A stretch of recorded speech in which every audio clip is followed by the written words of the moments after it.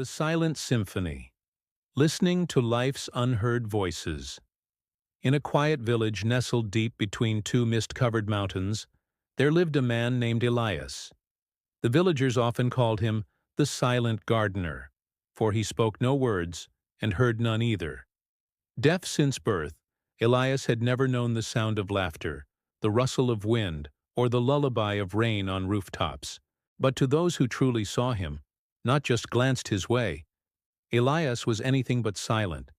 He lived in a small stone cottage at the edge of the forest, surrounded by a garden that seemed to bloom all year round. Flowers leaned toward him as he passed, birds settled near his windowsill, and even the wild deer in the woods came closer when he sat still beneath the old oak tree. It was as if nature itself recognized something sacred in his silence. To many villagers, Elias was a mystery. Some pitied him, believing that a life without sound must be incomplete.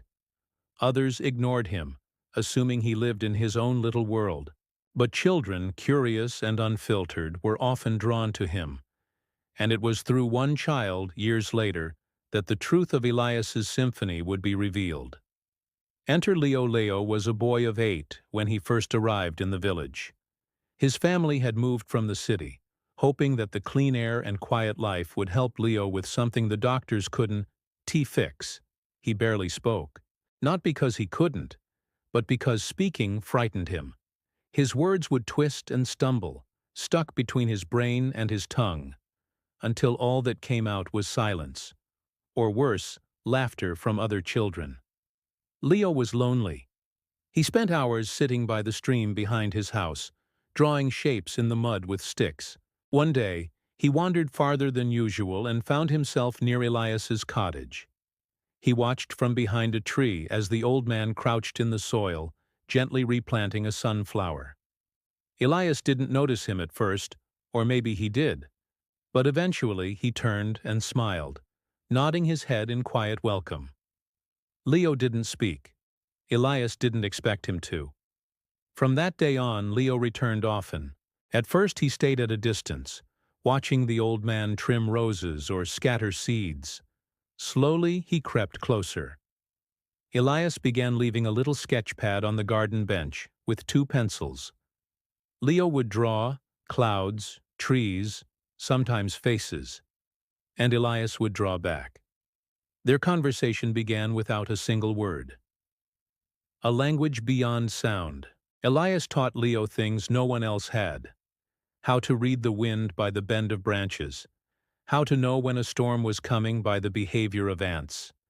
How flowers opened like tiny prayers at dawn. Leo started to notice how people's eyes spoke more truth than their mouths. How silence could be comforting, not awkward.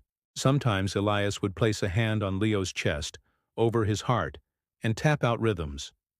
Not music exactly, but feelings. A steady beat meant peace. A flutter meant joy. A slow thud meant sadness.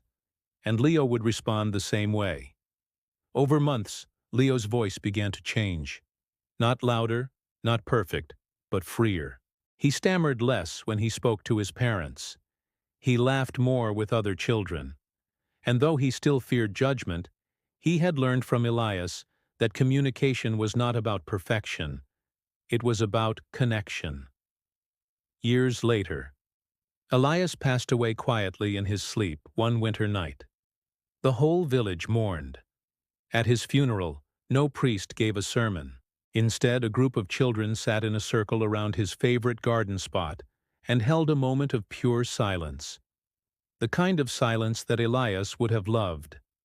Leo, now a young man, stood beside a newly planted tree near the old cottage. His voice was steady as he addressed the crowd. When I was a boy, I believed my voice was broken, that because I couldn't speak easily, I would never be heard. Elias changed that. He couldn't hear the world, but he listened better than anyone I've ever met. He showed me that sound is just one of many ways to speak, that there is a symphony playing in every moment, in a smile, in a shared silence, in the rustle of leaves. He taught me that the most powerful voices are sometimes the quietest. You just have to learn how to listen. The School of Silence. Years after Elias's passing, Leo founded a school for children with communication differences. Stutterers, children who were nonverbal, deaf, or simply misunderstood. The school was named the Silent Symphony. On its gates, a plaque read, "Every soul sings, not all with sound, but all with meaning." And on the wall of the entrance hall hung a simple pencil sketch, a sunflower in full bloom, its petals dancing in the wind, beside a silent old man smiling at the sky.